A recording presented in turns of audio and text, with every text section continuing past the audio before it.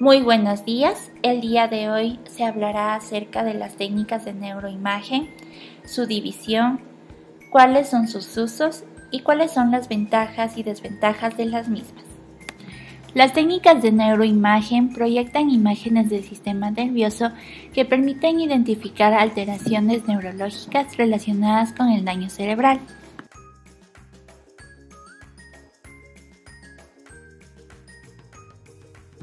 Tipos de técnicas de neuroimágenes. Existen diversas técnicas de neuroimágenes, tales como la tomografía axial computarizada, conocida como TAC, la resonancia magnética nuclear, conocida como RMI, y la resonancia magnética funcional, conocida como fMRI.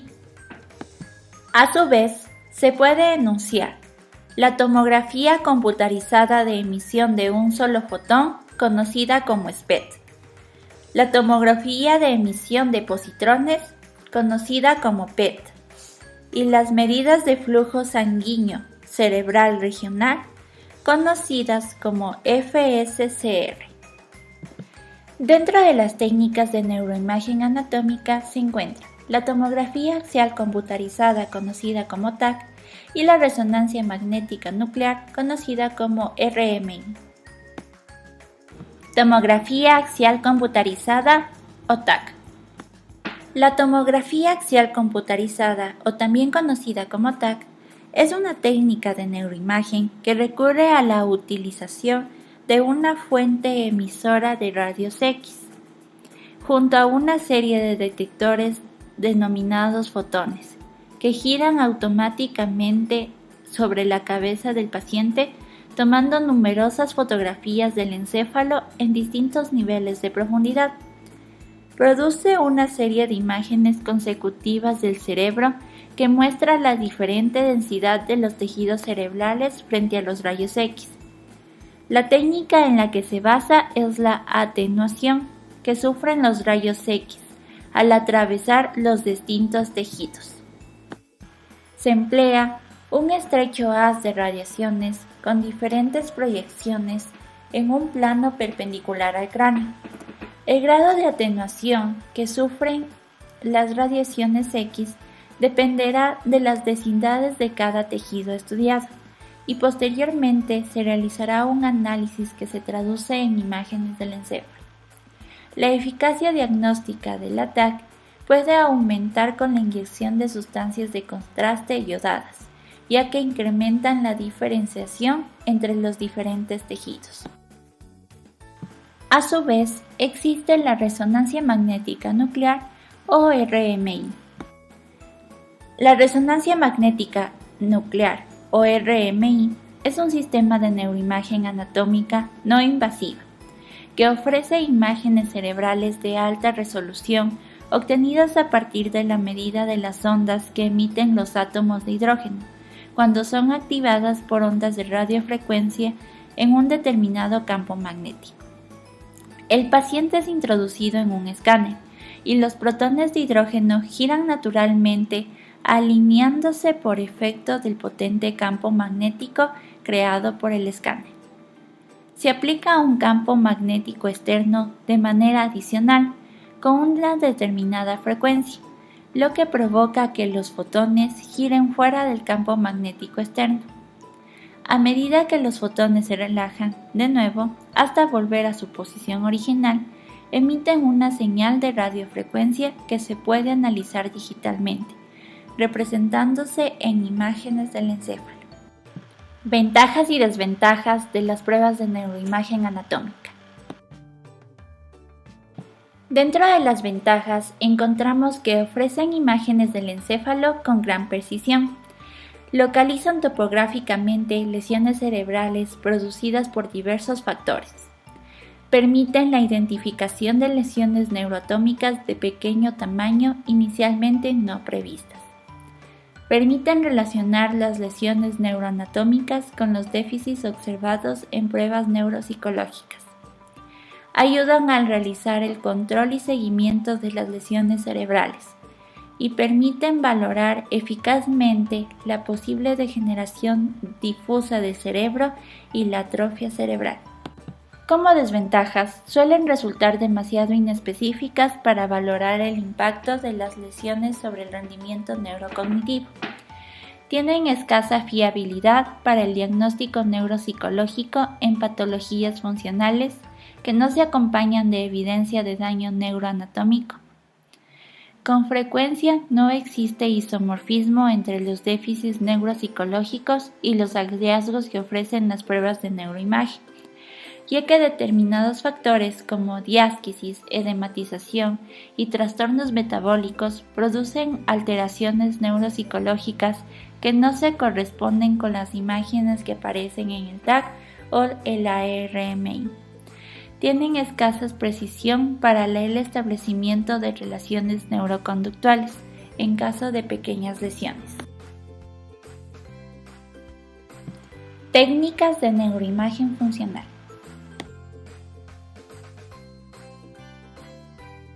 Medida de flujo sanguíneo cerebral regional o FSCR. Es una de las técnicas pioneras dentro del campo de la neuroimagen funcional. Se han determinado fluctuaciones en la actividad mental que se reflejan en cambios metabólicos regionales en el cerebro. Además, se realiza el recuento de radiaciones emitidas por el tejido cerebral mediante sistemas informáticos, aunque solo ofrecen información superficial de la sustancia gris y no realizan imágenes tomográficas. A pesar de sus limitaciones en las investigaciones, mediante la medida de flujo sanguíneo regional, se hicieron posibles importantes aportaciones sobre el metabolismo cerebral, como que el neocórtex consume más energía que el paleocórtex. Además que cuando mayor es la complejidad de la tarea cognitiva realizada, mayor es el incremento de la perfusión sanguínea en un área local del cerebro. Tomografía computarizada de un solo fotón o SPECT. Ofrece imágenes tridimensionales del flujo sanguíneo cerebral.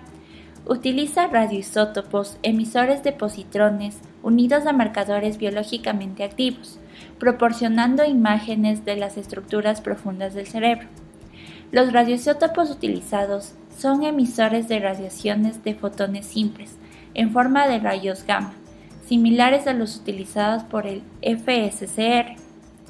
Las imágenes tomográficas que ofrece el SPECT tienen menor definición espacial y temporal que las producidas por el TEC, pero al tratarse de una técnica más económica, su utilización es más amplia. Tomografía por emisión de positrones o PEP.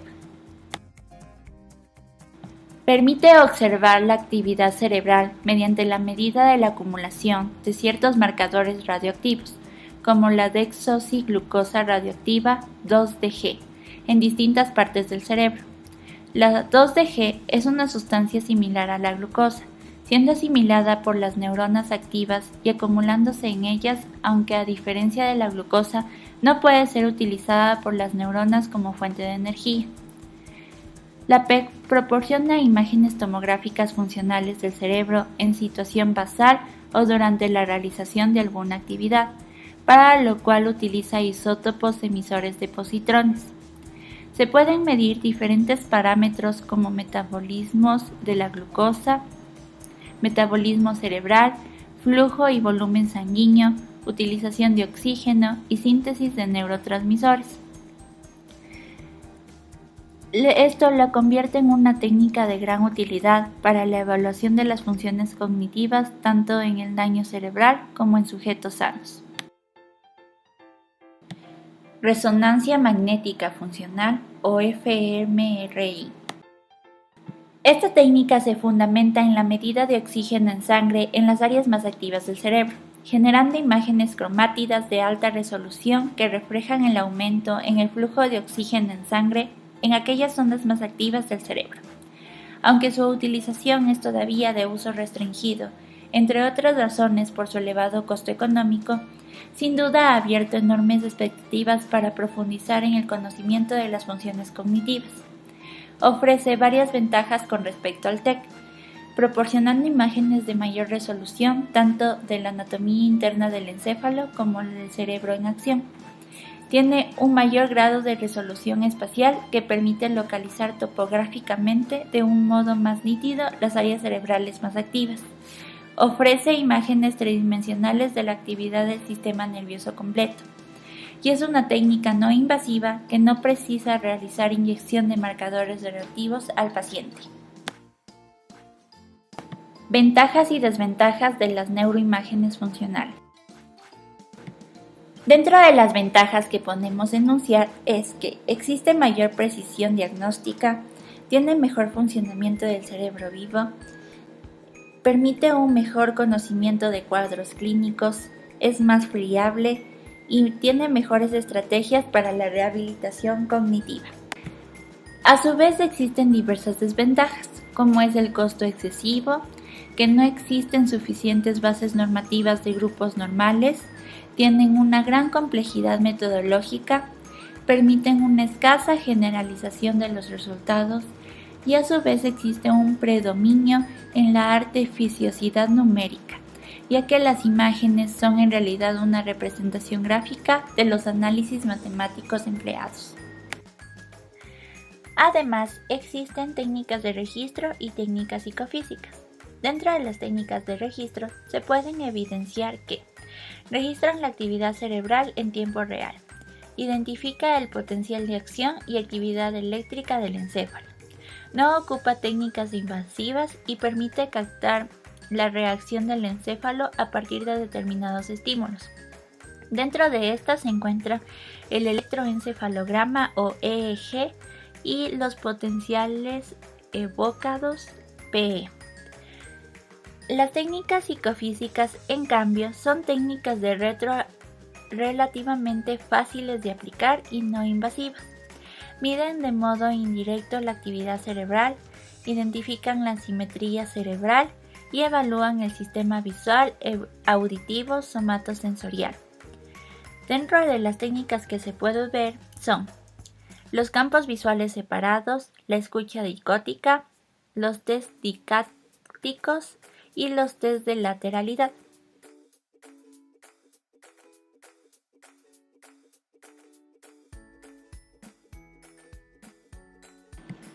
Entrevista.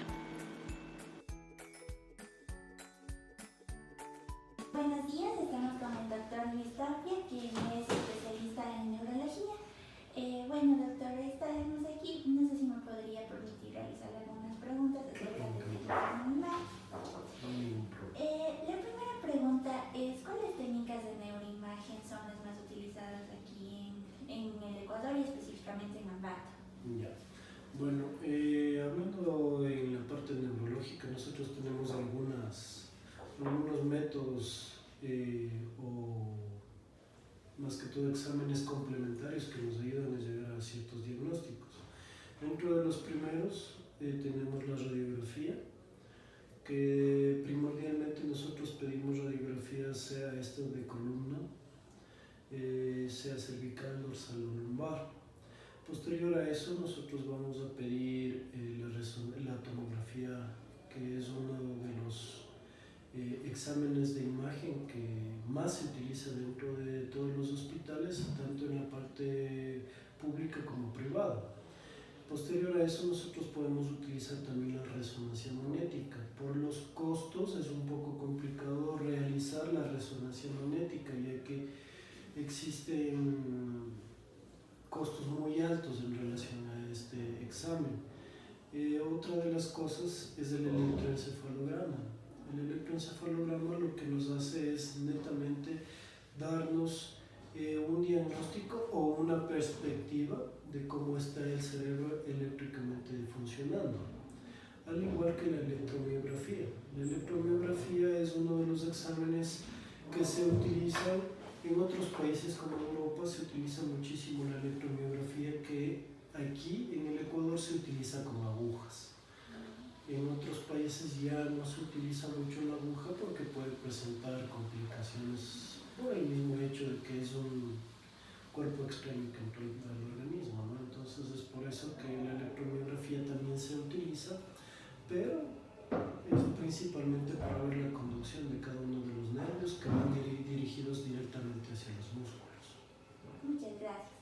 ¿Y cuáles son el costo de estas técnicas de neuroimagen? Ya, a ver, vamos principalmente, la radiografía no tiene un costo más de 15 a 20 dólares según la región y las posiciones en las que nosotros pidamos. La tomografía está alrededor de entre 70 a 80 dólares según el centro en donde se le realice. Existen equipos, según los equipos también es el costo, ¿no? Tenemos equipos de baja resolución en donde que es un poco más bajo el costo también, estamos hablando de unos 60, 70 dólares. Mientras las tomografías un poco más grandes, con mayor resolución, estas podríamos encontrar entre los 70 y 80 dólares.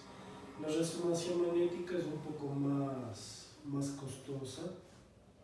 La resonancia magnética simple estaríamos hablando de que cuesta más o menos entre unos 150 a 200 dólares según la posición y todo lo que nosotros pidamos. Ahora la resonancia magnética con contraste tiene un poco más de costos, ¿no? Más o menos estamos hablando entre los 200 a 300 dólares. Muchas gracias. Y por último, ¿me podría por favor permitir ver una gráfica y enseñarme? Claro, justamente aquí nosotros tenemos, es una paciente ya de edad en la que nosotros vamos a encontrar, esta paciente tiene un antecedente de craneotomía, es decir, se le abrió el cráneo porque tuvo una hemorragia cerebral. ¿Ya? Esta hemorragia cerebral se dio netamente por un aneurisma. Este aneurisma fue trombectomizado. ¿Qué quiere decir esto? Que nosotros realizamos y al aneurisma lo que hacemos es tratar de cerrar completamente esto y cubrir para que se vuelva esto una calcificación y ya no nos pueda en un tiempo prudente posterior a la hemorragia producir otra hemorragia. Entonces nosotros podemos observar, esto es una tomografía simple de cráneo en donde vamos a observar principalmente en lo blanco que nosotros llamamos blanco, que quiere decir hipo intenso. En lo blanco principalmente se ve el hueso, ¿ok? En lo blanco se ve el hueso, aquí podemos observar la base del cráneo, la parte directamente nasal, aquí observamos la parte malar, es decir, la parte principalmente del temporal, y aquí esta parte del occipital, ¿no? Aquí vemos los peñascos del temporal, principalmente igual acá ya vemos masa encefálica, ¿no es cierto? Esta masa encefálica que vamos a ver de un tono gris. Por la edad de la paciente vamos a observar zonas negras, ¿no? Zonas oscuras que nosotros llamamos hiperintensas, que siempre están negras. Entonces esto principalmente lo que hace es de que se puede observar ya la degeneración del cerebro, es decir, el cerebro va disminuyendo de su tamaño normal. Entonces podemos observar aquí blanco se ve el hueso y negro se ve ya la masa encefálica. Observamos aquí desde este inicio unas pequeñas imágenes como destellos de luz, que eso da principalmente en artefactos, que pueden ser principalmente en cirugías intracraneales con dispositivos, pueden dar estas imágenes como destellos, pero también se puede observar en las calcificaciones o cuerpos extraños. Entonces, como podemos observar, existe ya encefalomalacia, que quiere decir encefalomalacia, que la masa encefálica ha disminuido su tamaño normal y ya podemos observar una forma negra, ¿no? Un color negro. Aquí podemos observar ya el tronco encefálico, aquí estamos con el tronco encefálico, y por encima de esto vemos esta calcificación, ¿no? Que es directamente la trombectomía que se le hizo a la paciente. Estas zonas como pequeñas líneas son como un tipo de artefacto que hace esta tomografía en vista de que es como un cuerpo extraño. Por la trombectomía, la paciente nos refirió que tiene más o menos entre 3 a 4 grapas. Entonces estas grapas del metal completamente en la tomografía nos da este aspecto. Entonces en la resonancia magnética nosotros no podríamos realizarlo. ¿Por qué? Porque el momento en que, como nosotros sabemos, la resonancia magnética es de magneto, exacto, es de magneto. Entonces va a salir todos los metales. Entonces en ese instante que nosotros realicemos una resonancia magnética, le matamos a la paciente. Entonces aquí observamos igual el tronco, el lóbulo frontal, un lóbulo en este caso ya temporal y el occipital. En esta región vamos a observar el cerebelo, ¿no? El cerebelo está esta parte de aquí, ya desde aquí empieza directamente ya la región frontocerebelosa, que ya es el límite directo para iniciar la parte occipital, ¿ya? Entonces aquí observamos igual zonas atróficas, que quiere decir que han disminuido de su tamaño normal, y existe la parte de atrofia cortical, que es cortical quiere decir la corteza cerebral ha disminuido en su tamaño, pero también subcortical. ¿Qué quiere decir subcortical? Que está ya degenerándose en la parte interna del cerebro. Ya no solamente es la corteza, sino ya está un poco más dentro ya de la masa encefálica.